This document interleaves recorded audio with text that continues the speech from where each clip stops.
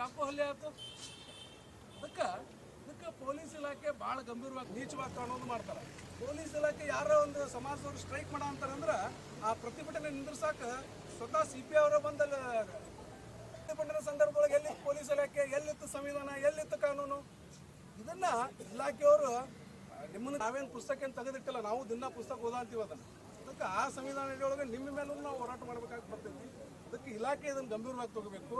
ಕೇವಲ ಯಾರ ಕಡೆ ಹೋಗಿ ಭೇಟಿ ಆದ್ರು ಅದು ಇಲಾಖೆ ಗೊತ್ತೈತಿ.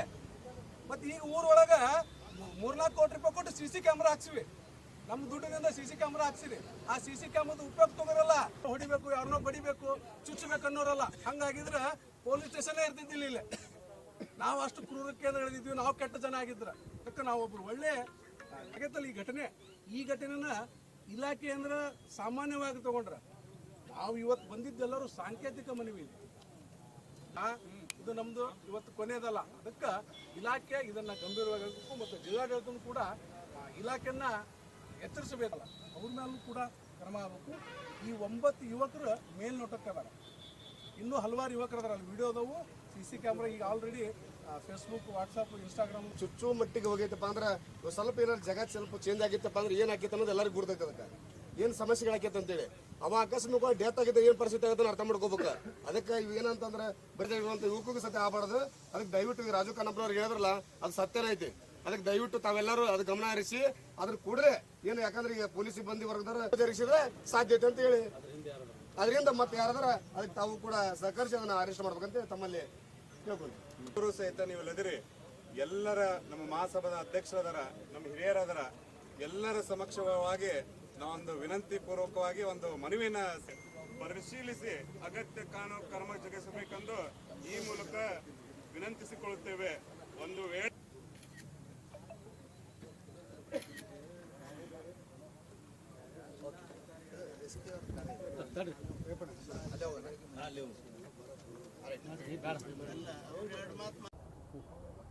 ಮೊನ್ನೆ ನಡೆದ ಅನಿಲ್ ಮುಳ್ಳಾಳನ ಮೇಲೆ ಈ ಕೃತ್ಯ ಎಸಗಿದಂಥ FDI ಗುಂಡಾಗಳು ಅವರ ವಿರುದ್ಧ ಕಠಿಣ ಕ್ರಮ ಜರುಗಿಸಬೇಕಂತೇಳಿ ನಮ್ಮ ಪಂಚಮಸಾಲಿ ಸಮಾಜ ವತಿಯಿಂದ ಇವತ್ತಿನ ಜಿಲ್ಲಾಧಿಕಾರಿಗಳ ಕಚೇರಿ ಇರ್ಬೋದು, ವರಿಷ್ಠಾಧಿಕಾರಿಗಳಿಗೆ ಒಂದು ಮನವಿ ಸಲ್ಲಿಸಲಾಯಿತು.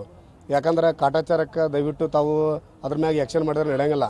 ಅದಕ್ಕೆ 9 ಮಂದಿಯನ್ನು ನೀವು ಅರೆಸ್ಟ್ ಮಾಡಿರಿ ಅಂತ ನಿನ್ನೆ ಕೂಡ ನಾವು ಸ್ಟೇಷನ್ಗೆ ಹೋದ ಸಂದರ್ಭದಲ್ಲಿ ಹೇಳಿದ್ರಿ. ಅದಕ್ಕೆ ಇನ್ನು ಯಾರ್ಯಾರು ಅದರ ಅದರಿಂದ ಯಾರ್ಯಾರು ಕೈವಾಡ ಐತಿ ಅವರ ವಿರುದ್ಧ ಕಠಿಣವಾದ ಕ್ರಮ ಜರುಗಿಸಿದ್ರೆ ಮಾತ್ರ ಇವು ಇಂಥ ಘಟನೆಗಳು ಆಗಂಗಿಲ್ಲ. ಅದಕ್ಕೆ ದಯವಿಟ್ಟು, ಯಾಕಂದ್ರೆ ನಮ್ಮ ಸಮಾಜ ಇರ್ಬೋದು, ಇನ್ನೊಂದು ಸಮಾಜ ಇರ್ಬೋದು, ಯಾರಿಗೂ ಆಗಬಾರ್ದು ಈ ಘಟನೆ. ಯಾಕಂದ್ರೆ ಬರೀ ಕೈಲಿ ಹೊಡೆದಾಡ್ರಪ್ಪ ಅಂದ್ರೆ ಏನಾದ್ರು ನಾವು ಹೋಲ್ಬಿಡಪ್ಪ ಅಂತೇಳಿ ಏನಾಗೈತೆ ಬಿಡಪ್ಪ ಅಂತ ಹೇಳ್ತಿದ್ವಿ.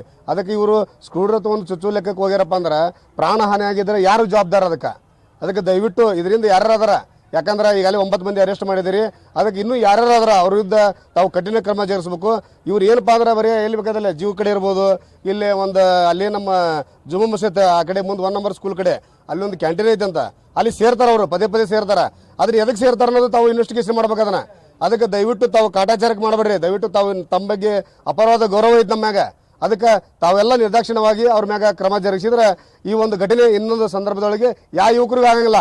ಅದಕ್ಕೆ ತಾವೇನಾದರೂ ಇದ್ರ ಬಗ್ಗೆ ನಿರ್ದೇಶನವಾಗಿ ಕ್ರಮ ಜರುಗಿಸಿದ್ರೆ ಮುಂದಿನ ದಿನಮಾನಗಳಲ್ಲಿ ಉಗ್ರವಾದ ಪ್ರತಿಭಟನೆ ನಮ್ಮ ಪಂಚಮಸಾಲಿ ಸಮಾಜ ವತಿಯಿಂದ ನಾವು ಮಾಡ್ತೀವಿ ಅಂತ ಹೇಳ್ತೀವಿ. ನೋಡ್ರಿ, ಇದು ಏನಾಗೈತೆ ಅಂತಂದ್ರೆ ಈಗ ಹೇಳೋರಿಲ್ಲ ಕೇಳೋರಿಲ್ಲ ನಮಗೆ ಆಗ್ಬಿಡ್ತೀಗ. ಅದಕ್ಕೆ ದಯವಿಟ್ಟು ಏನು ಡಿಪಾರ್ಟ್ಮೆಂಟ್ನವ್ರು ಅದರಲ್ಲ, ಈಗ ನಾವು SP ಸಾಹೇಬ್ರು ಇರ್ಬೋದು, ತಾವು DC ಸಾಹೇಬ್ರು ಇರ್ಬೋದು, ತಾವು ಕಠಿಣ ಕ್ರಮ ಜರುಗಿಸಿದ್ರೆ ಇನ್ನೊಂದು ಸಂದರ್ಭದಲ್ಲಿ ಯಾರಿಗೂ ಆಗಲ್ಲ ಅಂತ ನಾವು ಹೇಳ್ತೀವಿ. ಇದನ್ನು ಅವ್ರು ಇನ್ನೇ ಮಾಡಬಾರ್ದು ಅವ್ರದ್ದು. ಯಾಕಂದ್ರೆ ನೀವು ಬಾಲಕಾಟ ಮಾಡಿದ್ರೆ ಸಾಧ್ಯ ಐತದ. ನೀವು ಇನ್ನೊಮ್ಮೆ ಯಾವ ಸಮಾಜದವರೆಗೂ ಈ ಟೈಪ್ ಆಗಬಾರ್ದು. ಮಣ್ಣು ನೋಡ್ರಿ ಹೇಳ್ದಾಗ ಈಗ ಹೆಣ್ಮಕ್ಳಿಗೆ ಸದ್ಯ ಅವ್ರು ಮಾಡಿದಾಗ ಅವತ್ತ ಕ್ರಮ ಜರುಗಿಸಿದ್ರೆ ಅವರು ಸ್ಟ್ರಿಕ್ಟ್ಲಿ ಅವತ್ತು ಏನೋ ಮಾಡಿದ್ರೆ ಈ ಘಟನೆ ನಡೀತಿಲ್ಲ ಅಂತ ನಮ್ಮದು ಒಂದು ಮನವಿ. ಶ್ರೀರಾಮ್ ಸೇನೆ ಕಾರ್ಯಕರ್ತ ಅನಿಲ್ ಮುಳ್ಳಾಳ್ ಮೇಲೆ ಮಾರಣಾಂತಿಕ ಹಲ್ಲೆ ನಡೀತು.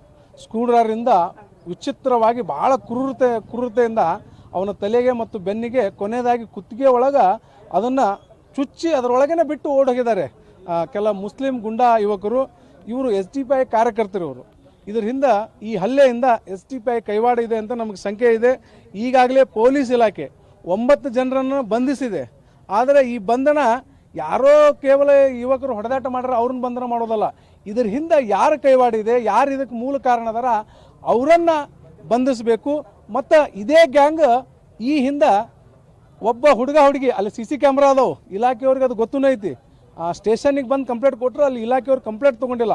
ಅವ್ರಿಗೆ ಮತ್ತೆ ಹೊಳ್ಳಿ ಭಯಪಡಿಸ್ಕಳ್ಸ್ಯಾರ. ಈ ಮುಸ್ಲಿಂ ಯುವಕರ ವಿರುದ್ಧ ಏನಾರು ಹೋದ್ರೆ ನಾಳೆ ಕೋರ್ಟು ಕೇಸ್ ಒಡ್ಡಾಡಬೇಕಾಗುತ್ತೆ, ನಾಳೆ ಅವ್ರು ಕೆಟ್ಟ ಮಂದಿ ನಿಮಗೆ ಕಾಡ್ತಾರ ಅಂಥೇಳಿ ಅವರನ್ನು ಮನೆಗೆ ಹೊಳ್ ಕಳ್ಸ್ಯಾರ. ಅಲ್ಲಿ ಹೊಡೆದಿದ್ದು ಹೆಣ್ಮಗಳಿಗೆ ಮೂಗಿಗೆ ರಕ್ತ ಬರಂಗೆ ಹೊಡೆದಾರ.